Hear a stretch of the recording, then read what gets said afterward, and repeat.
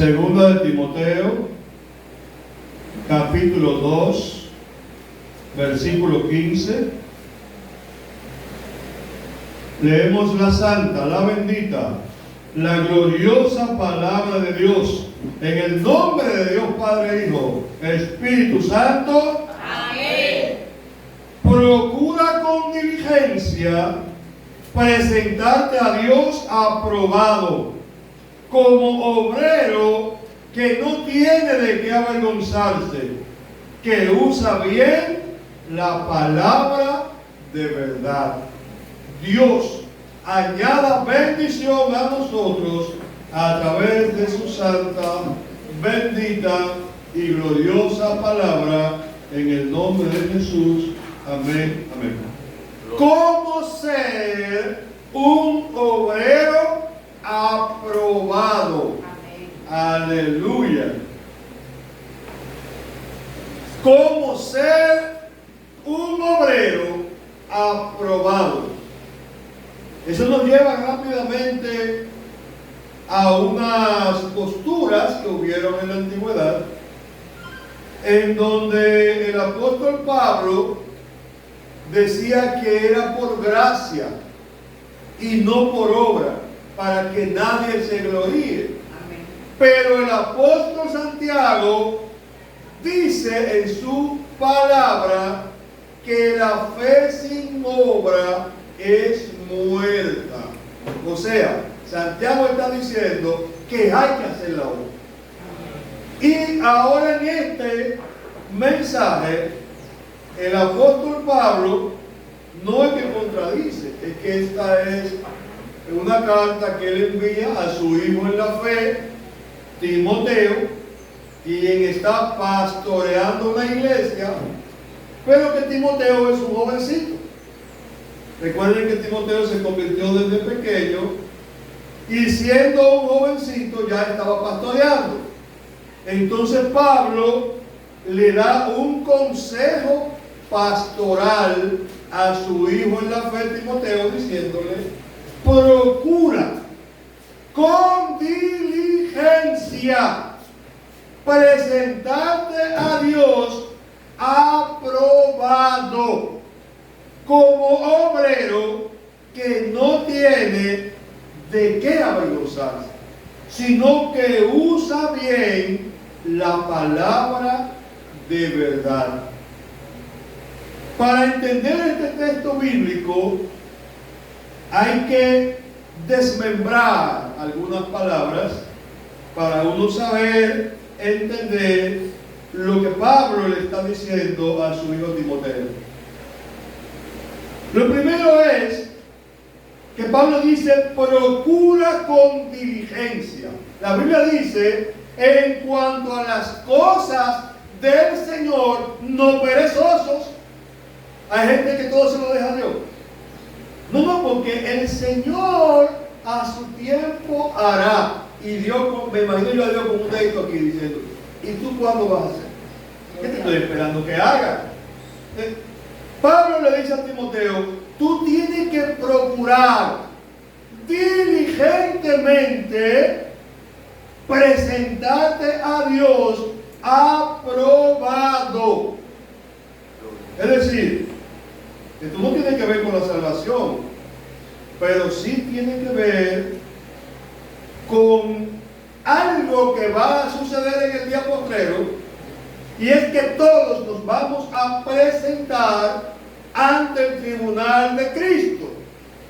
Amén. Y allí vamos a recibir no la salvación, ya la salvación la tenemos, ya estamos dentro de la vida eterna, sino galardones que el Señor nos va a dar, reconocimientos que el Señor nos va a dar. ¿Por qué? Por cómo seamos o no aprobados. Ahora, para ser aprobado hay requisitos. Vamos a ver, dice Pablo: como un obrero. ¿Qué es un obrero? Alguien que trabaja. Y alguien que trabaja inicialmente, me imagino yo, en obras públicas. O sea, en diseño de caminos, en diseño de carreteras. Jesús dijo, yo soy el camino. Nadie va a ir al Padre si no es por mí. O sea, para ir al Padre hay que caminar sobre Jesús, que es el Logos Deus. O sea, el Logo de Dios, la palabra de Dios. Y es lo que Pablo le está diciendo a Timoteo. Amén. Dice, como un obrero, un trabajador que no tiene de qué avergonzarse. Hay muchas formas en que uno puede ser avergonzado como obrero. Por ejemplo, un obrero que recibe el salario, pero que no hace el trabajo, tiene que ser avergonzado, hermano. Un obrero que durante la hora del trabajo se esconde. O sea, como decimos en buen cibaeño, le echa agua a la jicotea, para que la jicotea no se le muera, se agacha por ahí, se esconde del trabajo. No puede ser aprobado, hermano. Tiene que ser avergonzado. Ahora fíjate en lo que yo quiero sentarme en esta mañana. Que usa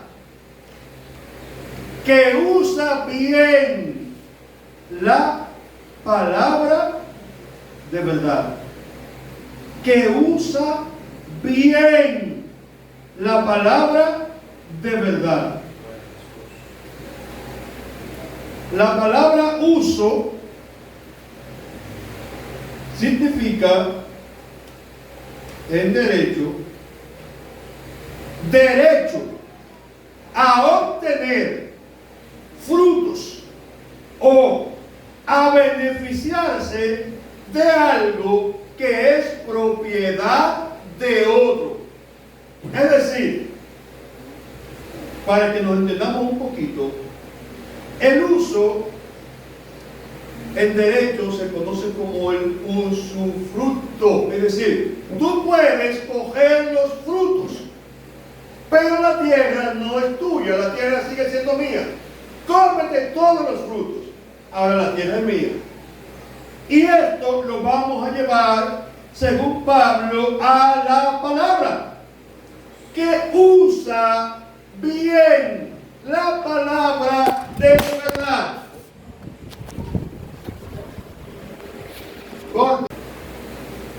Que usa bien la palabra de verdad. Cuando leemos en contexto lo que Pablo le está diciendo a Timoteo, vemos que la palabra de Dios no se puede usar para contender. ¿Por qué no se puede usar para contender? Porque la palabra crea un efecto. ¿Recuerda usted que el Señor dijo que la palabra tiene poder? Amén. Entonces, si la palabra es viva, si la palabra es eficaz, si la palabra tiene poder, si la palabra causa un efecto, cuando usted lanza la palabra, hay que ser cuidadoso con que la palabra sea para la correcta edificación, que no sea para contender. Ahora, lo que Pablo le está diciendo a Timoteo, al pastor Timoteo, es: mira, la palabra, cuando tú la lanzas para contender, es como la gangrena. O sea, pudre, daña, mata.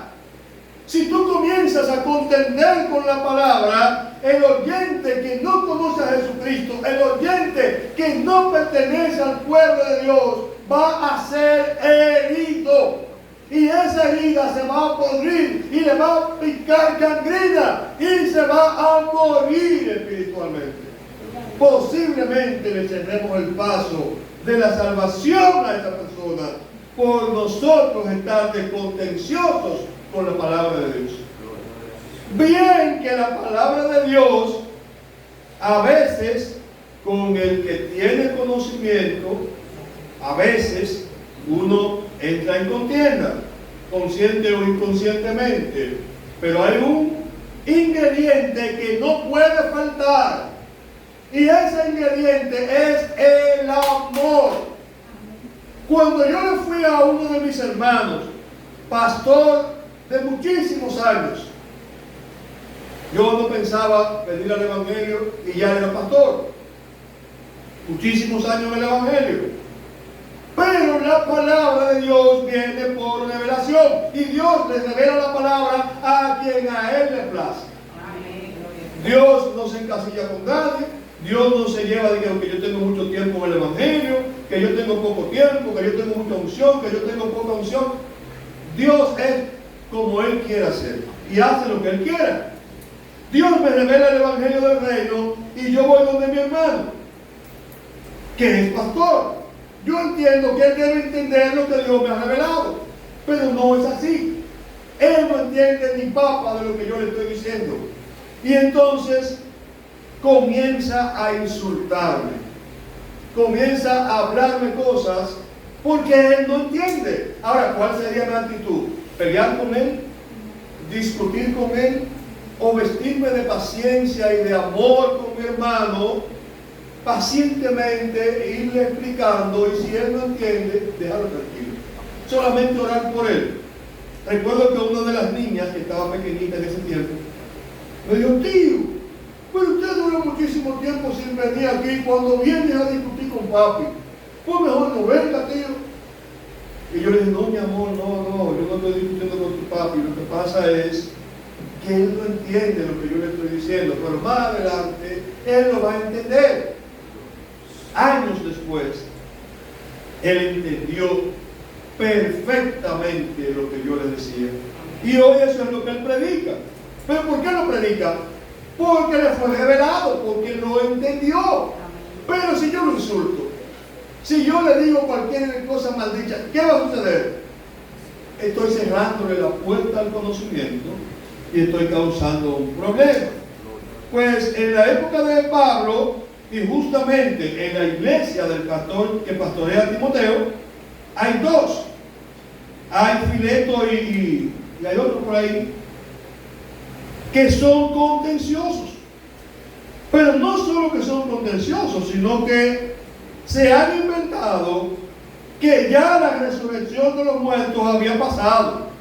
Y entonces salieron donde los hermanos a tratar de convencerlo, por encima de Timoteo, que era el pastor, de que ya la resurrección de los muertos había pasado. Y entonces causaron división en la iglesia y causaron problemas. Y Pablo por eso está alertando a Timoteo y al mismo tiempo hablándole a Jimeno y a Fileto, que son los que están contradiciendo lo que está diciendo el pastor Timoteo y lo que dice la palabra. Fíjate cómo Pablo introduce. Dice: recuérdales esto, exhortándoles delante del Señor, que no contiendan sobre palabra, lo cual para nada aprovecha, sino que es para perdición de los oyentes. Hay un problema en nosotros, y es que no nos gusta perder una discusión. A mí no me gusta. Yo no sé si a usted le gusta perder una discusión. Yo la pierdo porque hay que perderla obligado por lo menos. Es que a mí no me gusta perder una discusión. Y uno busca, saca el cuerpo por aquí, saca el cuerpo, con tal de uno ganar la discusión. Pero a nosotros se nos olvida que hay oídos que nos están escuchando, oídos que no conocen a Cristo, oídos que no pertenecen a la iglesia, están pendientes de nosotros, de lo que decimos, de lo que hacemos, de todo. Por eso, dice el salmista en el Salmo 19, verso 14: sean gratos los dichos de mi boca y la meditación de mi corazón delante de ti, oh Jehová, roca mía y redentor mío. ¿Cómo que dice? Sean gratos los dichos de mi boca. O sea, la palabra que yo digo, sean gratos. Amén. Hay momentos en que cualquiera me puede hacer una pregunta y me puede sorprender, porque quizás en el momento yo no tengo la respuesta. Ahora, ¿qué hacemos los seres humanos? que nos forzamos a dar una respuesta, aunque no la sepamos. Y entonces creamos una confusión, porque la persona dice, venga, ¿qué fue lo que dijo? ¿Es así o no es así? Porque ellos no saben, ellos no entienden nada. Por ahí anda un video de alguien muy famoso en las redes que le preguntan acerca de la apostasía. Y él se vuelve un rollo y comienza a hablar de la apostasía y dice, bueno, la apostasía es cuando tú tienes una pela rara, cuando tú tienes una moña, cuando tú tienes un poloche, cuando tú no tienes camisa manga larga, cuando tú tienes tenis, Reebok, que si yo qué, que es un disparate. Y entonces dice, es más bueno, para resumir, la apostasía es lo que hacen los apóstatas. La gente lo que estaba riéndose. ¿De quién te loco? ¿De dónde salió el caparate? Solo porque él quiso lucírsela y no quedarse callado, no reconocer que en el momento él no entendía, sino que le juro a Dios, él quería demostrar que él podía tener mucho conocimiento. Sin embargo, lo que crea es confusión. Confusión. Así hay otros que van y contienden con un sacerdote, apellido Toro, que van y se van a discutir con él sobre catolicismo y luteranismo, lo que dice la iglesia evangélica y lo que dice la iglesia católica. Y entonces él, hermano, por favor, un sacerdote dura 12 años en un seminario, hermano. Un sacerdote es un profesional de la palabra, hay que entender eso. De nosotros, los que más hemos estudiado un poquito, quizás duramos 4 años en la universidad, a veces nada más duramos 3 o 2. Ellos duran 12 años estudiando teología, estudiando Biblia, estudiando doctrina, de todo. Y entonces él le hace una pregunta capciosa y cuando ellos caen, dice, usted lo dijo con su boca, ¿lo están escuchando? Él fue que lo dijo, esto, y ahí cayendo en el gallo y perdí la discusión. ¿Por qué? Por querer contender, y la palabra no es para contender, la palabra es para edificar. Ahora, la palabra tiene un componente que yo te voy a decir en un momentito. Bendito sea Dios. En un momentito te lo voy a dar. Pero primero, te voy a hacer de parte de Dios una exhortación con respecto a la palabra. La misma se encuentra en Proverbios capítulo 3, verso 1 y siguientes. Dice, hijo mío, no te olvides de mi ley, y tu corazón guarde mis mandamientos, porque largura de días y años de vida y paz te aumentarán. Nunca se aparten de ti la misericordia y la verdad. Aunque tú sepas la palabra, sé misericordioso con el que no sabe la palabra. Dios te reveló a ti. Lanza la palabra, pero no contienda. ¿Por qué? Porque esa persona no te está entendiendo. Y no es culpable por no entenderte. Es que fue a ti que Dios te reveló, no fue a él. Amén. Por lo tanto, él no tiene por qué entenderte. Amén. Dice, y hallarás gracia y buena opinión ante los ojos de Dios y de los hombres. Ve usted, cuando usted no es contencioso, cuando usted usa correctamente la palabra de Dios para edificar, usted haya gracia delante de Dios y delante de los hombres. Porque a nadie le gusta una persona contenciosa, a nadie le gusta. O una persona que en su propia opinión quiera humillar al otro, porque yo sí sé Biblia, yo sí conozco, y te voy a demostrar que yo conozco. Todos hemos pasado por ahí. Todos en algún momento lo hemos hecho. Pero no es correcto. No es correcto. Vuelvo a la palabra de Dios, vuelvo a Pablo.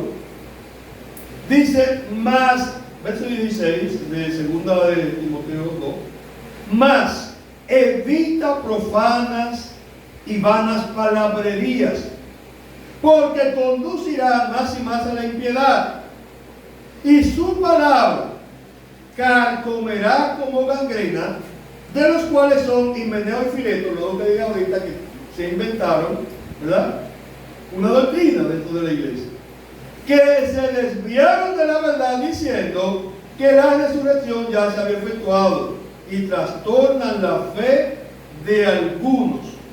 Y agrega Pablo, pero el fundamento de Dios está firme, teniendo este sello, oye el sello del fundamento de Dios. Conoce el Señor a los que son suyos. Dios te conoce. Dios te conoce. Mira, Dios te conoce más que lo que tú te conoces. Amén. Y no solo te conoce, Dios da testimonio de ti. Amén. Y a veces el testimonio que Dios da de ti, tú no lo crees. Pero Dios da el testimonio. Es como cuando, por ejemplo, tú estás un poco débil espiritualmente, o estás pasando por una dura prueba, y tú dices, Dios no me ama. Dios ni siquiera me contesta mis oraciones. Y yo me canso de dar rodillas y todo el mundo ve. Y Dios favorece a todo el mundo. Y le dio a fulano, y le dio a mengano. Y aún a los que no son cristianos, Dios le da. Y a mí no me está dando nada. Y entonces tú sales a la calle y de repente aparece alguien que no es cristiano y se te acerca y te dice, tú eres cristiano, ¿verdad? Y uno dice, oye, yo que estoy renegando de Dios ahora mismo en mi mente y en mi corazón. Sí, yo soy cristiano. ¿Y por qué tú lo dices? No, porque hay algo que me dice a mí que tú eres cristiano. Ese algo tiene nombre y apellido. Ese algo es el Espíritu Santo, que está de parte de Dios dando testimonio de ti, cuando tú mismo estás pensando que en Dios no eres nada, y Dios entonces testifica de ti. Amén. Aleluya. Dios te conoce. Ahora dice la Biblia, aparte de la iniquidad todo aquel que invoca el nombre del Señor. ¿Por qué? Porque no depende de cuánta Biblia yo sepa. No depende de cuánta Biblia yo conozca, cuántos diccionarios bíblicos yo tengo, cuántas versiones de la Biblia. Yo soy un experto en Biblia, pero la pregunta sería, y de todo lo que yo conozco, y de todo lo que yo sé, ¿qué parte yo estoy viviendo? ¿Qué parte yo estoy cumpliendo? Gloria a Dios. Jesús a veces era muy misericordioso, pero otras veces, y sobre todo con el que se cree que es algo no siendo nada, Jesús dice que donde mata la vaca y la desuella. Oye lo que dice el capítulo 23 de Mateo. Entonces habló Jesús a la gente y a sus discípulos, o sea, no se lo dijo en secreto, se lo dijo delante de una multitud y delante de los discípulos, a pleno pulmón para que todo el mundo lo oyera. En la cátedra de Moisés se sientan los escribas y los fariseos, así que todo lo que os digan que guardéis, guardadlo y hacedlo, mas no hagáis conforme a sus obras, porque ellos dicen pero no hacen, porque atan cargas pesadas y difíciles de llevar y las ponen sobre los hombres, sobre los hombros de los hombres, pero ellos ni con un dedo quieren mover. Antes hacen todas estas obras para ser vistos por los hombres, pues ensalzan sus filanterías, extienden los flecos de sus mantos y aman los primeros asientos en la cena y la primera silla en la sinagoga. En una ocasión, yo siendo recién convertido, esa fiebre que se le mete a uno, que uno quisiera allá que predicar, pero uno no sabe predicar. Y como uno no sabe predicar, entonces compra el tratado. Y a cuál te le pasa por el lado. Cristo te ama, Cristo te ama, Cristo te ama. Bueno, yo me monto en todos los carros, me monto con mi paquete de tratado, y me monto ahí, de Villamella para acá, y le doy un tratado a uno, me lo tiró en la cara, me dijo unas cuantas malas palabras, y yo dije, Cristo te ama, hermano, no hay problema, y cogí mi tratado. Ahí comenzó el chofer a discutir con la persona. Más adelantito se monta un señor, el tipo se quedó como incómodo y se montó un señor en su lugar delante y yo le toco aquí y le paso un tratado, humildemente y con mucho amor. Cristo le ama. Y el tipo me dejó la mano extendida y me dijo: ¿y usted es cristiano? Digo: por la gracia de Dios. ¿Y usted me conoce a mí? Digo: no tengo el honor. No tengo el honor de conocerlo.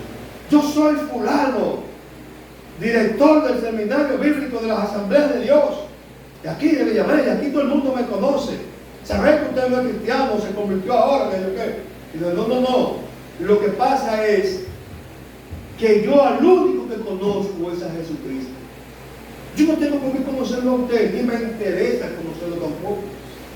Que usted sea o no sea director del seminario bíblico, ese no es mi problema.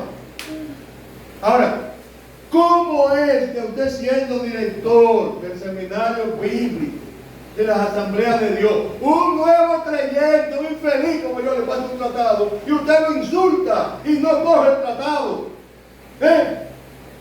En vez de coger el tratado y con mucho amor decirme: síguelo haciendo, que Dios te bendiga, tú verás que Dios te va a bendecir.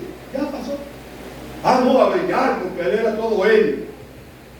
Todo él. Mire ese hombre, con lo que yo le dije de parte de Dios, yo lo tomo como de parte de Dios. Enmudeció, no dijo una palabra más nunca. Jamás dijo una palabra. Entonces, quiero exhortarnos a nosotros mismos, hermanos, sobre lo que Pablo le está diciendo a su hijo en la fe, Timoteo.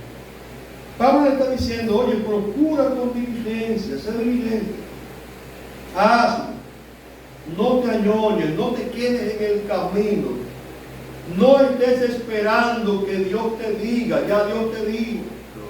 Porque hay muchos problemas, hermano, son muchos los problemas. ¿Y de dónde vienen esos problemas? De nuestra vida anterior. No que tengamos reencarnación sucesiva, yo no creo en eso, sino nuestra vida antes de ser cristianos. La mayoría de nosotros, antes de ser cristianos, por lo menos yo lo hacía, leía el horóscopo, el tarot, el periódico. Voy a salir a un trabajo, déjame ver qué dice el horóscopo hoy. No salga, los astros no están contigo. Hoy no voy a ir, porque los astros no están conmigo. Entonces, uno se acostumbra a consultarlo todo. Y ese problema de consultarlo todo hace que cuando venimos a Dios, cuando venimos a Cristo, seguimos con la misma mala costumbre. Entonces, Dios nos manda a predicar. Ya nos mandó, desde que te llamó, te mandó a predicar. Desde que te dijo: ven, sígueme, te mandó a predicar. Bueno, entonces, le voy a predicar al vecino Carolán. Señor, ¿tú te acuerdas que yo le predique al vecino Carolán? Pero no te dijo: ve y háblale a la gente y dile y cuéntale. Sí, Señor, pero yo no creo que el vecino Carolán se pueda salvar, porque ese hombre es malo, porque si no me hace esto y hace aquello, y nos convertimos en jueces. Y cuando vamos con tal arrogancia, porque ya el diablo nos metió a nosotros en la mente que el vecino Carolán no es digno de salvación, que en vez de atraerlo a Jesucristo, lo que le hacemos es un daño. Le cerramos la puerta de la salvación. Decía yo ahorita que hay un ingrediente. Todo el cocinero tiene un ingrediente. El famoso ingrediente secreto. El famoso ingrediente que nadie dice. Y así tú buscas. ¿Y qué es lo que le echan al pollo, al KFC? ¿Qué es lo que le echan? Le echan ajo, cebolla, esto y un ingrediente secreto. Ese ellos no lo van a decir. Pues, como asador de carne que somos nosotros, cocinamos la carne, la sazonamos, se la damos a la persona. Cuando digo que sazonamos la carne, me refiero al Evangelio de Cristo. Se la damos a la persona, pero nosotros no sabemos el sabor que tiene porque no la hemos probado. Hacemos como el fariseo, no probamos nuestra propia comida, la preparamos para otro. Hacemos una fórmula y se la llevamos. Mira, dice el Señor esto y esto y aquello y lo otro. Y a veces nuestra propia conciencia o el Espíritu Santo nos pita en los oídos y dice, pues tú no estás viviendo eso. Y dice, sí, Señor, pero a lo mejor cuando viene a ver lo vive, no, nadie sabe. Cuando viene a ver si le pega, a mí no. Y el famoso ingrediente secreto, a veces ni se lo echamos a la comida que le estamos dando a la persona. ¿Por qué? Porque el ingrediente secreto es la oración. Es la oración el ingrediente secreto, hermano. Y hay tanta gente que tiene tantos tabúes en cuanto a la oración. Por ejemplo, la forma. Que si de rodillas, que si de pie, que si se puede orar sentado, acostado, que si con la cabeza para abajo y los pies para arriba, o con la cabeza arriba y los pies para abajo. O sea, la forma. Y yo te pregunto, ¿tienes tú algún amigo? Todos tenemos un amigo. ¿Cómo tú hablas con tu amigo? Como quieras, tú hablas con tu amigo como quieras, de pie, de rodillas, sentado, parado, como quieras, tú le hablas. Si tú eres amigo de Dios, háblale como quieras. Dile, cuéntale, coméntale. Señor, hoy me ha ido mal, Padre. Mira, está difícil el asunto, hoy no me ha ido bien. Señor, pero ven acá, pero yo no puedo orar. ¿Y qué es lo que me está pasando, Padre? Señor, fortalece mis rodillas, pero yo tengo... ¿Cuántos días tiene que no te hablaba por fin? ¿Cuántos días? Tanto. Uno mismo dice, tantos días. Wow, pero Señor, ayúdame, yo estoy descuidado. No, estoy pasado. Ayúdame, Señor, en eso. Y tú hablas con tu amigo y él te escucha. Ahora, cuando decía Pablo que debemos presentarnos como un varón aprobado y que debemos hacer buen uso, y yo decía que el uso es cuando tú riegas los frutos o tomas los frutos por el terreno del tuyo. O sea, la predicación consiste en trazar una línea entre la persona que te está escuchando y Dios. Dice en geometría que la distancia más corta entre dos puntos es la línea que une esos dos puntos. ¿Qué es lo que tú pretendes cuando tú le estás predicando a una gente? Que esa persona pueda ser llevado hacia Dios. Y entonces tú tienes que unir esa persona con Dios, no contigo. Si tú lo unes contigo, lo estás trayendo hacia ti. Y esa no es la idea, es llevarlo hacia Dios. Entonces, para tú llevarlo hacia Dios, primero tienes que meterte en oración y contarle a Dios, Señor, mira, yo quiero predicarle al vecino Caralampio para que él, Señor, se arrepienta, o no sé, lo que tú puedas hacer con él. Pon las palabras en mi boca. Tú lo conoces, tú conoces sus intimidades, tú conoces sus secretos. Señor, si es tu voluntad, porque no estás obligado, úsame como un canal de bendición frente a Él para que Él pueda ser sensible a tu palabra. Y entonces Dios prepara el escenario, prepara el ambiente, te da la palabra. A veces tú dices cosas que luego tú ni siquiera sabes que la dijiste. Te lo digo por mí, a veces me han acercado personas que me han dicho, varón, tal día que usted predicó, usted restauró mi matrimonio. Ah, ese día. ¿Y por qué? ¿Qué yo dije? Usted dijo esto y esto y esto y esto. Yo no recuerdo haber dicho eso. ¿Tú estás seguro? Sí, varón, usted dijo, mire, yo me puse a llorar como eso. Usted dijo esto y esto. Y yo me quedo en el aire y yo no dije eso. Nunca dije eso, yo no me recuerdo que dije eso. Pero la persona asegura que sí que lo dije. Entonces hay momentos en que Dios te usa para hablarle a la persona y ni tú mismo te das cuenta de que tú le has hablado a esa persona de parte de Dios.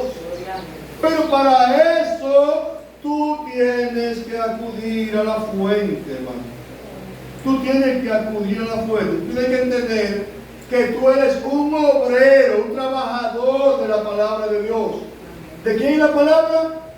De Dios, no es tuya. Por lo tanto, para soltar la palabra de Dios, tú tienes que acudir a Dios, porque es su palabra de Él, no es la palabra tuya. Entonces, amado, quiero que todos nosotros en esta mañana nos quede ese texto bíblico grabado. A mí no se me olvida, porque ese texto lo decíamos nosotros, la Sociedad de Caballeros, cuando yo me convertí. Procura con diligencia presentarte a Dios aprobado, como obrero que no tiene de qué avergonzarse, que usa bien la palabra de verdad. Y siempre la despedida del culto era: sean gratos los dichos de mi boca y la meditación de mi corazón delante de ti, oh Jehová, roca mía y redentor mío. Amén. Palabras que no se le olvidan a uno, hermano. La palabra es de Dios. El fundamento es de Dios. Pero el fundamento de Dios está sobre dos pilares. Número uno, Dios conoce a los que son de Él. Y número dos, apártese de iniquidad todo aquel que invoca el nombre del Señor. ¿Tú quieres invocar el nombre de Dios? Apártate de iniquidad. Apártate de iniquidad. Tú quieres servirle a Dios, Dios te conoce. Inmediatamente Dios pone sobre ti una marca y Dios te conoce. Y aunque tú hagas lo que hagas, aunque te oculte, Dios te va a sacar y te va a escribir: mira, este malcriado es uno de mis hijos. Este malcriado, ese es una de mis hijas. Y entonces tú, se te aguan los ojos, tú dices: wow, y aún así, con lo malo que soy, tú estás testificando de mis hijos, que aunque eres mala, aunque eres malo, eres mi hija, eres mi hijo. Por eso te estoy exhibiendo, para que vean que tú eres mi hijo. Dios da testimonio de ti. Dios da testimonio de mí. Aún en momentos de debilidades, como te estaba diciendo. Aún en los secretos. En una ocasión yo venía en una guagua, y estaba oscuro, era para acá, para Sabana que venía. La guagua no tenía luz dentro, estaba oscura.